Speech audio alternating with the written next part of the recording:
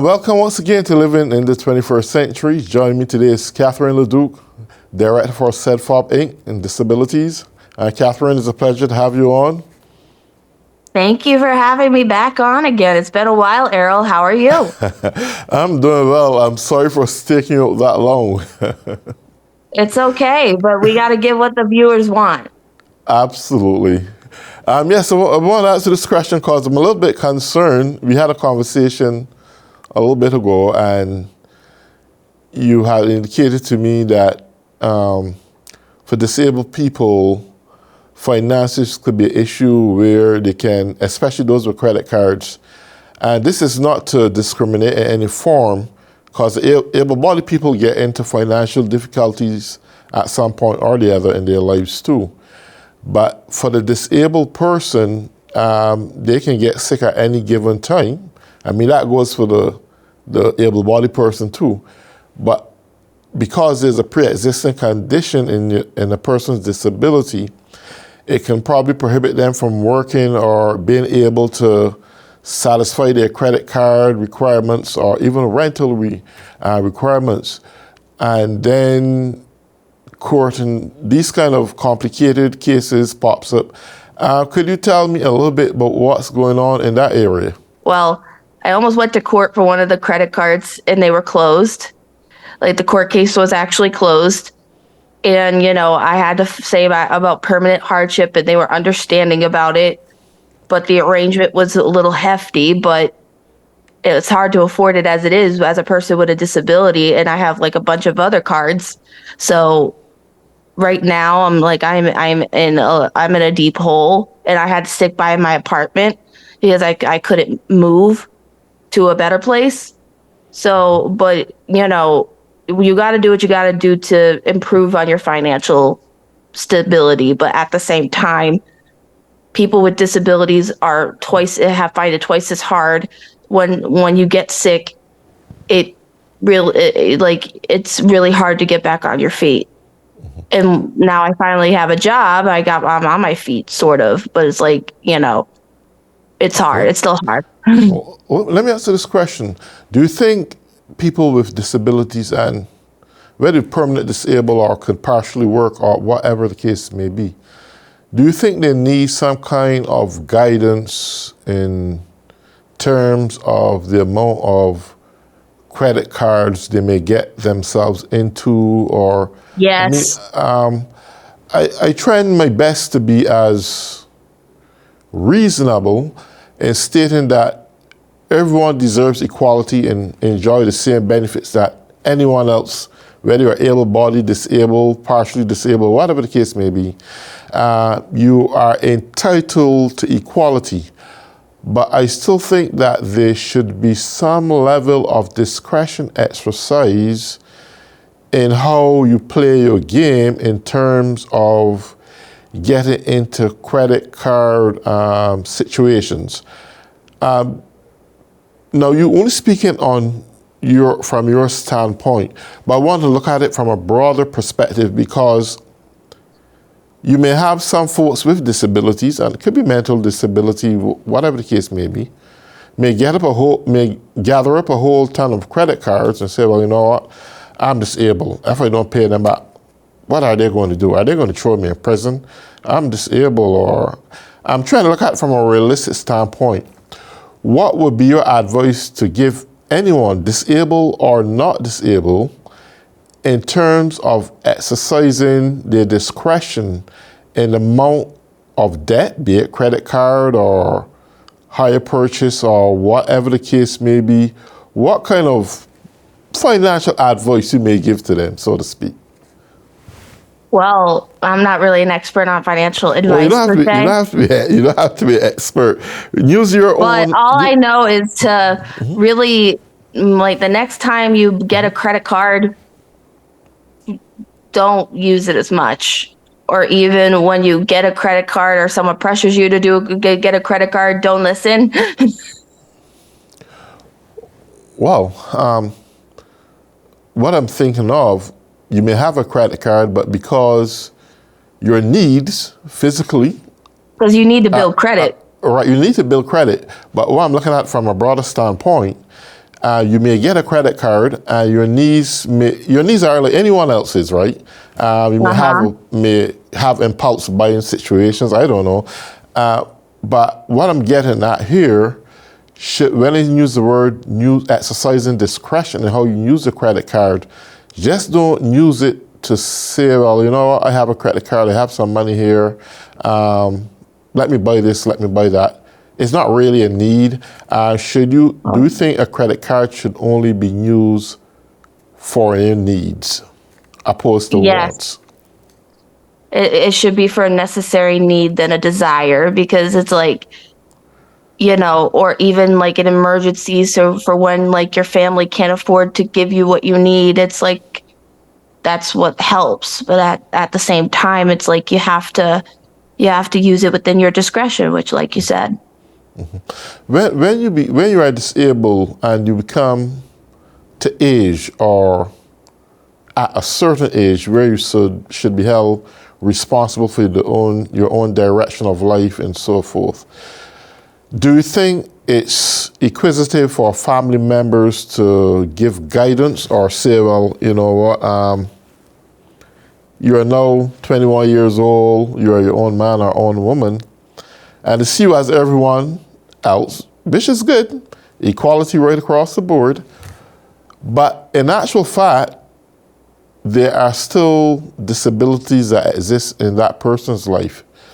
Do you think that person should have some form of family guidance still there to say, well, listen, look, Cathryn, I know we're all good, you're doing a little job, and they don't have to be necessarily malicious in your business or being inquisitive into your business, but by observation, they can see you doing things that are not a little bit normal in terms of overspending, and say, well, look, hey, Cathryn, what you're spending now? Bills are high, and if you get sick, you still have to pay this bill back, and we have to find ways.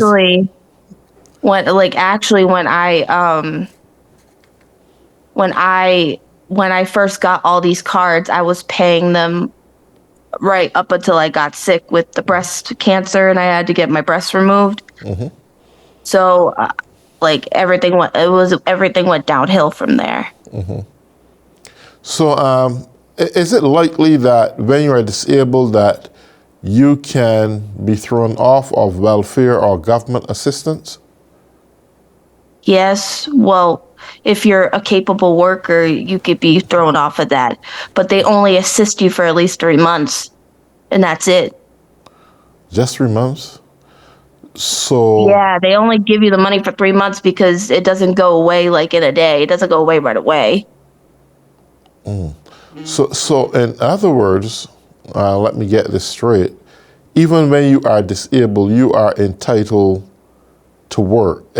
If a person is permanently disabled, there's no financial assistance for your life from government. Is that what you're saying?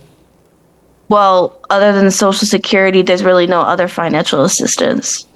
Oh, and that can only do that much and no more. Yep. So can people who are disabled go on Section 8 opposed to be renting an apartment They building? can, but it's extremely hard. I've been trying to get on Section 8 since I moved here, and I couldn't because the applications wasn't available because everybody took the vouchers. Oh. Well, everybody's moving here. Yeah. So a lot of people are moving there, and this is in Florida you're at, right? Right. But even though a lot of people are moving to Florida, there are not a whole ton of disabled people that move into Florida. So when they're taking the vouchers, how would that really have an impact on the disabled person? It has a significant impact because mostly all the ethnic groups Black, Spanish, immigrants are entitled to that type of stuff because they give it to them. And I know it's not the number one thing for me to say, but No, it's no, like, it is. It is the number one thing for you to say because but the thing about with disability, because people with disabilities are usually not really regarded in the other classes. right, they're not regarded in any classes. I'm trying to dissect something here systematically because if immigrants are migrating to the U.S. to go on the system, and born American citizens who are disabled, who definitely needs the assistance of government, and government are paying a blind eye to their needs to assist immigrants who come into the country solely to go on the system. Is that what's going on? They get priority access to the system. It's like that's always been like that for years. But like, some immigrants follow protocol, but but I know some people in the government give priority to immigrants over people that been in the country all their lives. Okay. So what kind of circumstances the immigrants that come here will have to be in to get access to government assistance? Because I know government Well, are they should get into the country the right way. Like, so is it the ones go that through the come the system right? the right way. Or so the ones who come the right way get access to government welfare? They deserve that because they became American citizens. Then you are entitled to that. Well, I mean, I know from experience that government tell you when you come here as an immigrant, they tell you straight, you can't go on the system. You are barred from going on the system. I'm not sure if I'm following that philosophical view. I know that there are immigrants who come here and are legal. Well, I'm not pointing it towards you. No. I'm not saying that. I'm saying that there are immigrants who come to this country who are legal, and the first thing they do is look to get on Section 8. They look to get impregnated, get a child, go on Get welfare. They do all these things, right? And yes, a lot of them goes on the system and suck the livelihood out of the government. And by all rights, government had made it clear, and we would have heard over the past 6 years when Trump was in power, he tried to crack down on some of the abuse that was going on in the system by immigrants who come to this country and want to go on welfare. And by rights, I think it is wrong, I think if you're going to come to this country, don't come to exploit the country. You come and work like any other American work for your living, work for your daily bread. I agree with that. And allow the people who are disabled to get their full benefits. But I agree. I know there are specific groups and cultures that do this, and they do it with pleasure, right? And then when the American people, and I know this for a fact, when the American people get into their issues in life, whether it's disabled at work or getting some other problem, then it's hard for them to get help and assistance from government. So I agree with you 100%. I just wanted to make everything clear so the audience can understand directly what we are talking about. Of course. We're just running this. We're just running it. We're just running this. So with that being said, beside the financial difficulties that immigrants are faced with here, we know that there's also discrimination among, not immigrants, disabled people. We know there are discrimination amongst people with disabilities. I'm not just hearing it from you, but I've heard it from other people who I would have interviewed over the years. Disabled people are looked down upon, and they're looked at in society as a nobody, despite of how someone may give you a smiling face and pretend with you is not really that in reality. It's just a fake smile, a fake hello, but in the heart of hearts, the disabled people gets looked down upon in this country. what you telling me, or tell us rather, what are your experiences of discrimination as a disabled person? Well, that's a good question. So I know I told you when I used to work for a big corporation, like I worked for a casino, and I didn't make it past a week because they told me I was slow. And I filed a lawsuit against them, but I sadly lost, and I couldn't move forward with the suit because they had powerful lawyers, and they got away with the discrimination. But it's strange So, again. So it seems like the system then discriminate against you also, because like, certain big systems are really discriminating you, but there is also light at the end of the tunnel. Like, but there's like precious few that will accept you as a disabled person. yeah, I want to get the part of discrimination against the disabled because it's unconstitutional. According to the American with Disability Act, it's totally unconstitutional. And there has to be provisions in the law, and with the right kind of representation, that cases like what you would have told me, you should be able to take it to court and win, not lost. But if I can recall clearly, the company you work for told you that they have the best lawyers, right? Yes. And they often win their cases. Since they're Native American, you can't touch them. Well, that sounds crazy. Every living American, whether you're native or not, every American and every resident of this country has to comply with the Constitution. That's where I used to work. Yeah, but no one is above the law. That's the Constitution, right? No one is above the law. Everyone has to work within the compliance of the law. And when the law is breached, there are consequences to be paid. So, sadly, they're not paying for it. Well, they're not paying for it because you probably didn't had the right attorney at your site to give you the right kind of representation. I couldn't afford to move further because the thing about it was, like, they I just gave up because I couldn't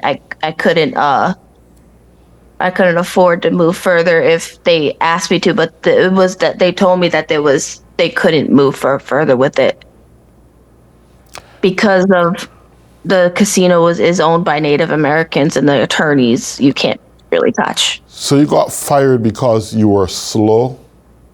Yeah. Did you have a probation? Did you have a probationary period?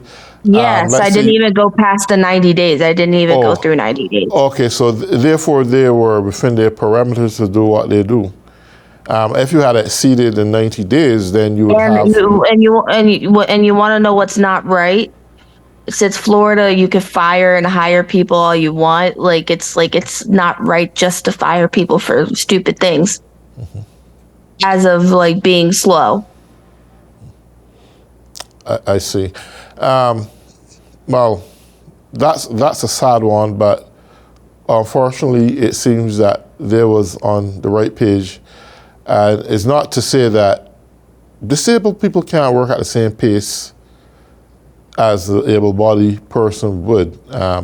They may not be mentally capable of or physically capable of. And I think and I'm just saying this in the name of justice, I think when a company is going to employ a disabled person, before they even give the person the job, they should just find out what they are capable of doing, and within the time frame that they will have expectations for things to be done.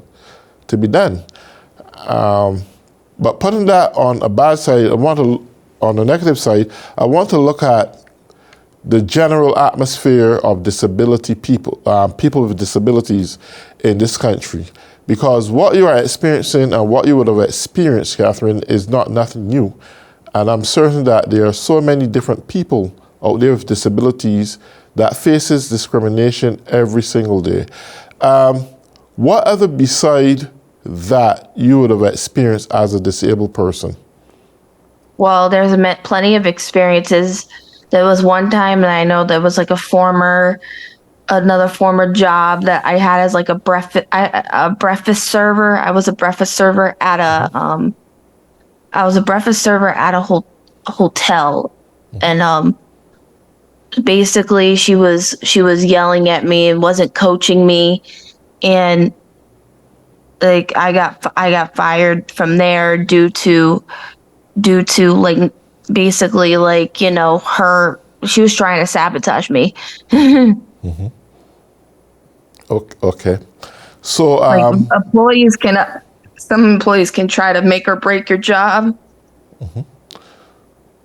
so the job that you are presently in now, how are you doing there? Oh, that is amazing. They're doing everything that they should do. They don't discriminate against disabled people. They they they really helped me become the best person I could be, and I've been there for almost 3 months.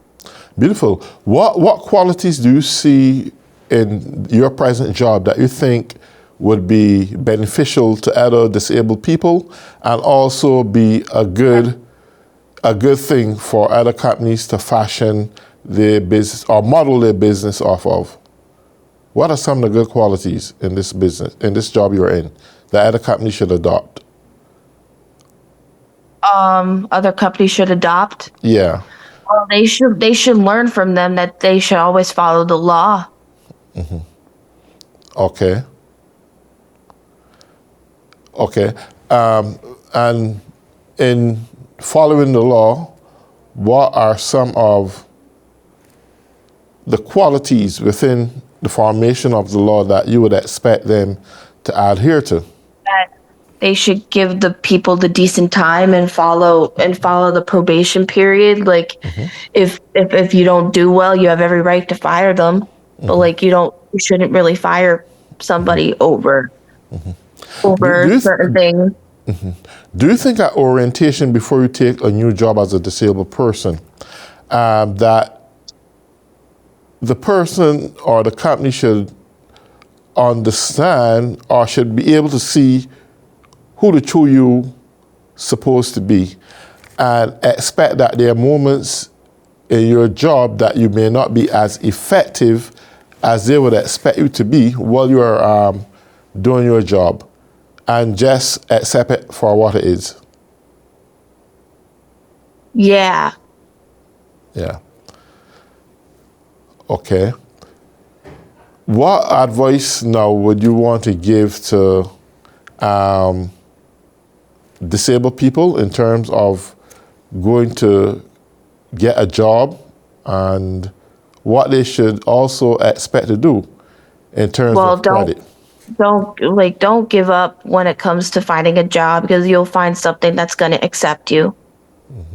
That's the advice about that. But as for credit, just try not to make the same mistakes I made when it comes to buying so much credit cards. Okay.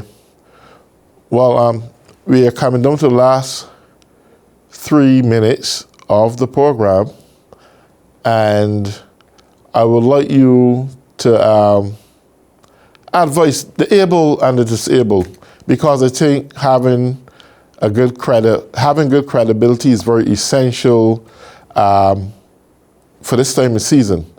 So what would be your good advice to the disabled person and the able person? Well, no matter if you're disabled or able, help each other out, because it doesn't hurt to come together, because kindness in the world has a way of coming back to you. If you show kindness, it'll come back to you. Beautiful. Well, Cathryn, it was a pleasure having you on this morning. Thanks for coming and airing your thoughts and experiences.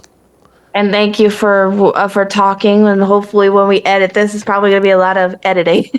Okay. Well, thank you so much, Cathryn. It's really a pleasure having you on today. I'm glad to see you on. We haven't spoken a while, but it's always a pleasure to have you. We'll take good care of yourself. I'll keep you posted. Sure. Okay. Bye. Bye-bye. And for all those who have been tuning in on Living in the 21st Century, I want to say have a blessed day.